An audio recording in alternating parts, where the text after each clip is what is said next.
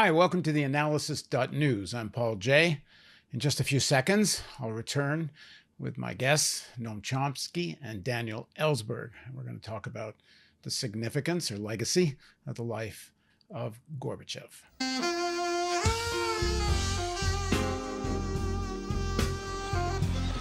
On Tuesday, August 30th, Mikhail Gorbachev died, and his legacy is a matter of course, international discussion, debate.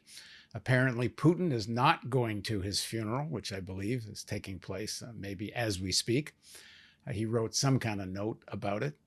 But Gorbachev has been praised in the West as a hero of the deconstruction of the Soviet Union, and also condemned and much talk about his failings.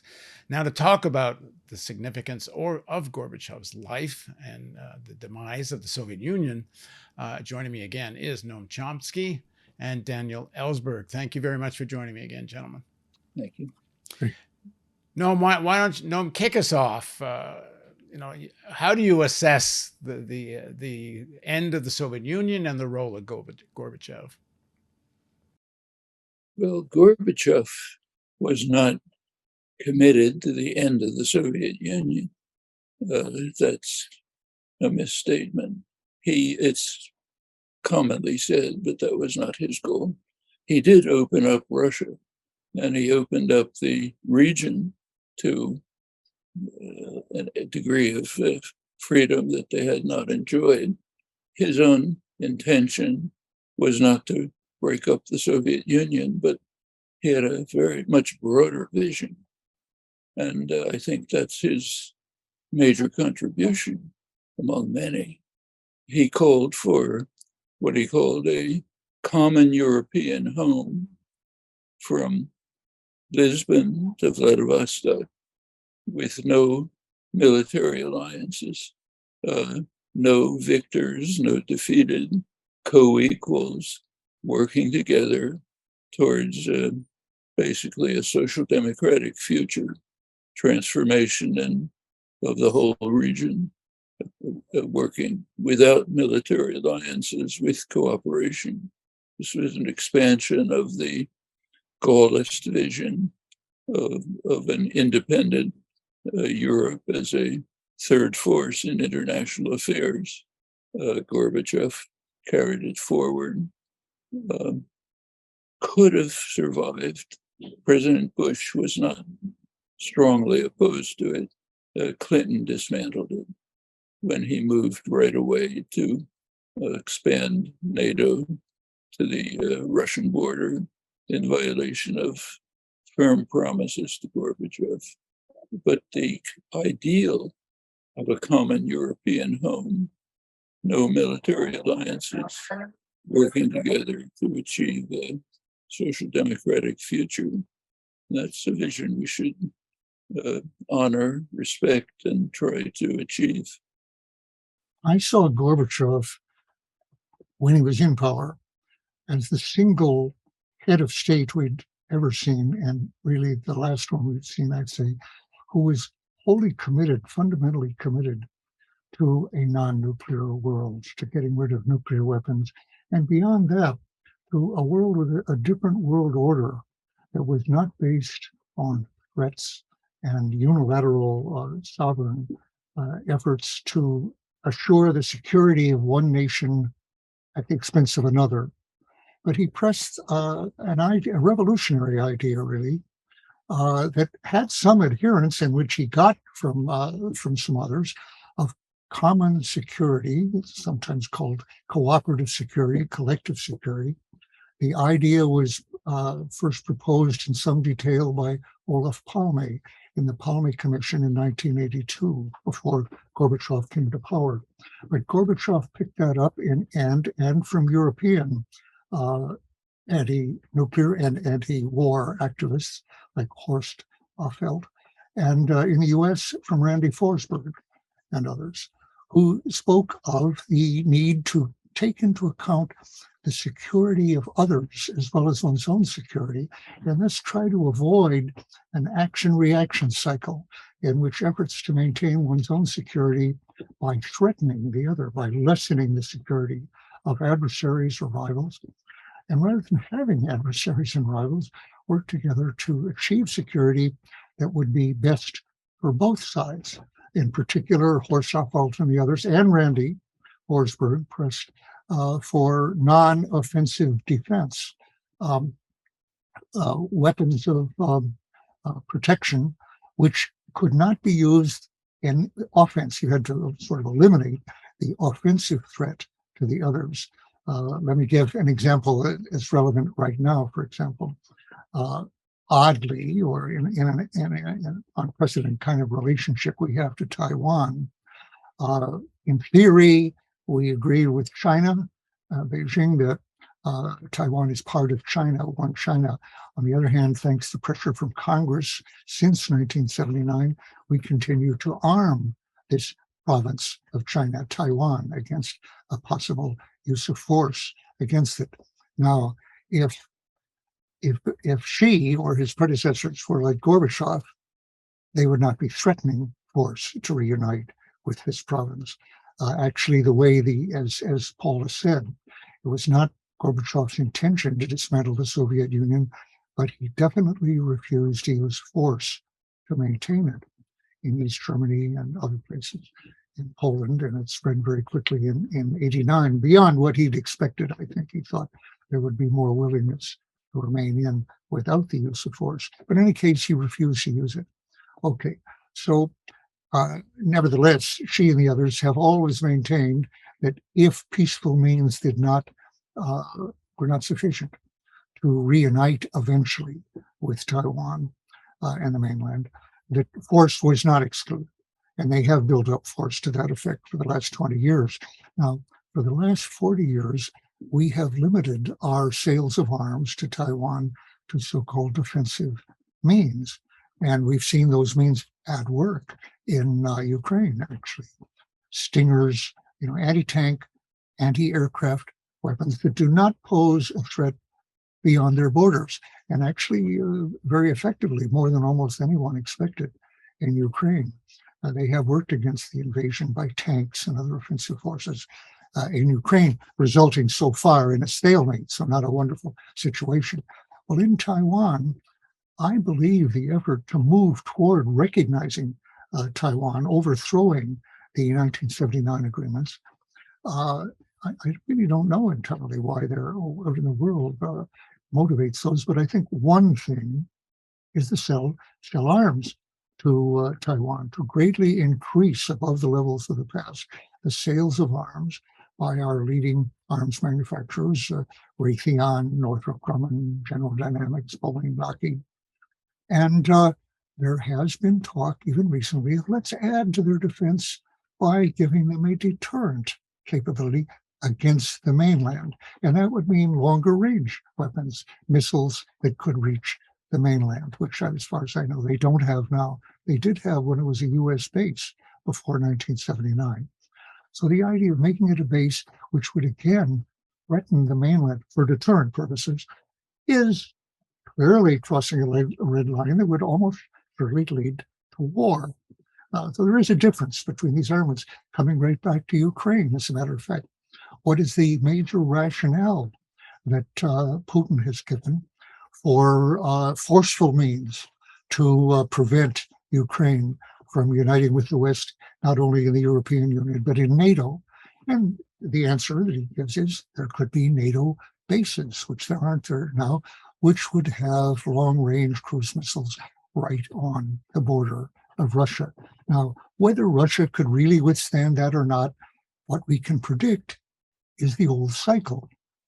Hundreds of years, thousands of years, in effect, that when one region gains an offensive threat against the other reacts in various ways by building up its own arms, or in this case, by invading by this.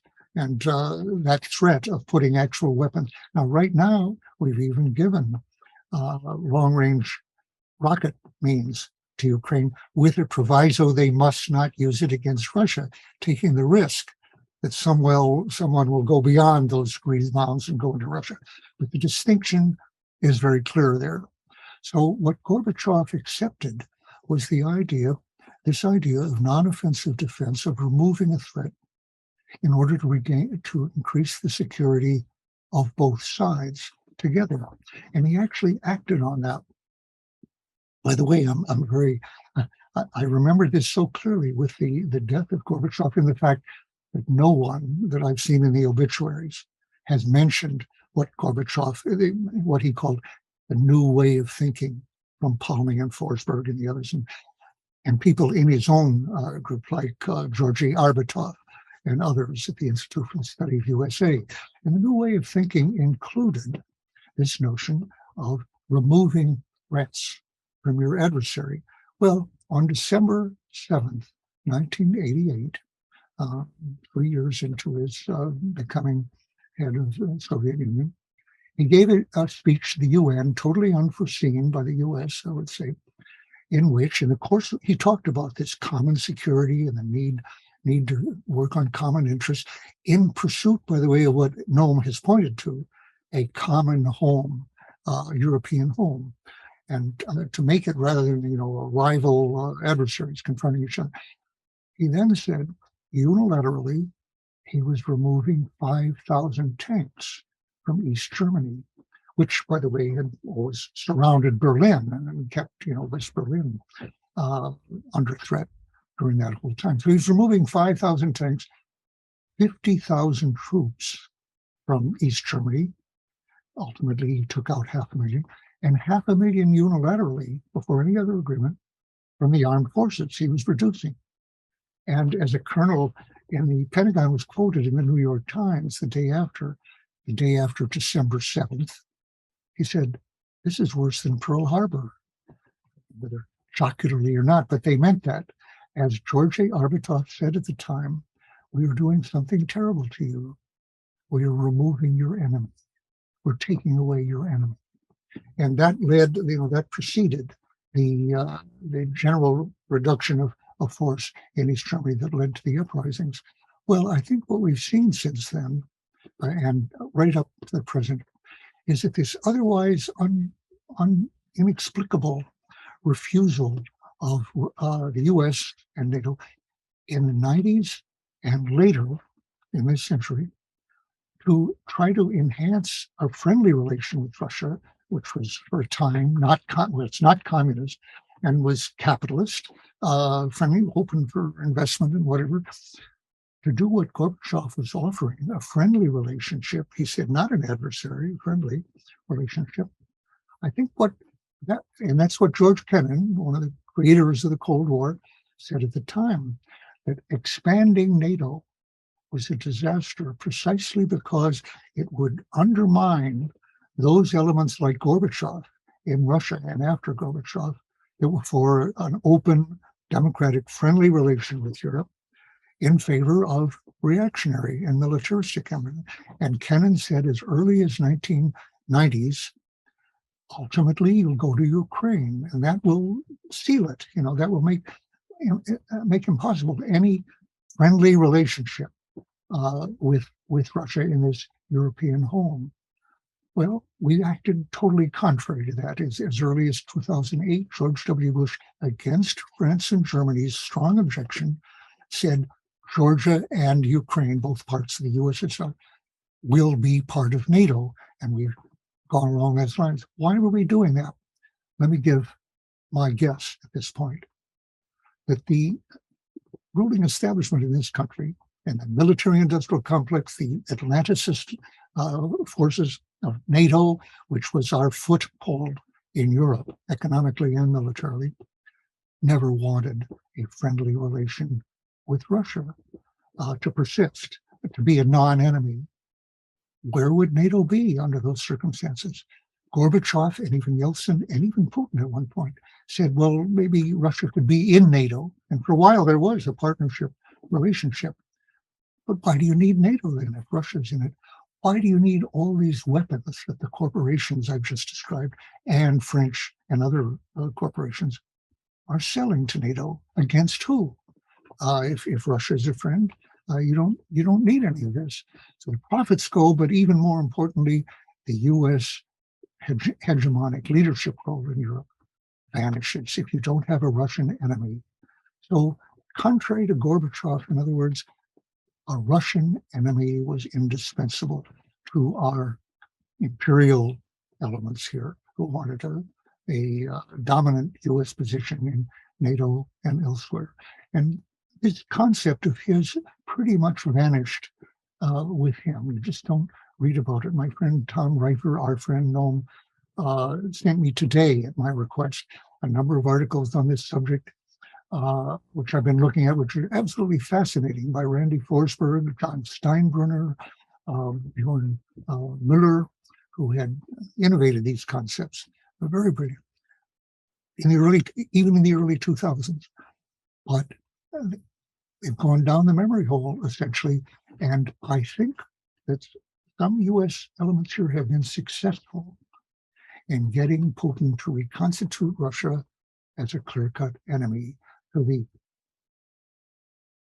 as long as you can foresee now, enormous profitable benefit to the military-industrial complex, but in particular to the US role in Europe. For example, getting rid of the Nord Stream 2 gas line from Russia, which the US had opposed for decades now, for over a decade. So the loss of Gorbachev, not by death, but much earlier to power, I think was a loss of these concepts to the world. I don't want to say irretrievably, but I think definitely lessened the odds for human survival. Noam, you want to pick up from there? There are a number of points that Dan made that I think ought to be stressed. The main one that comes out of what he's saying is that the great powers, United States, Russia, China, must come to some kind of accommodation, or else there's no hope for survival of the human species. Notice I don't mention Europe, and that's interesting. Europe ought to be on a par with certainly China and the United States, at least economically. Russia doesn't even belong in that club.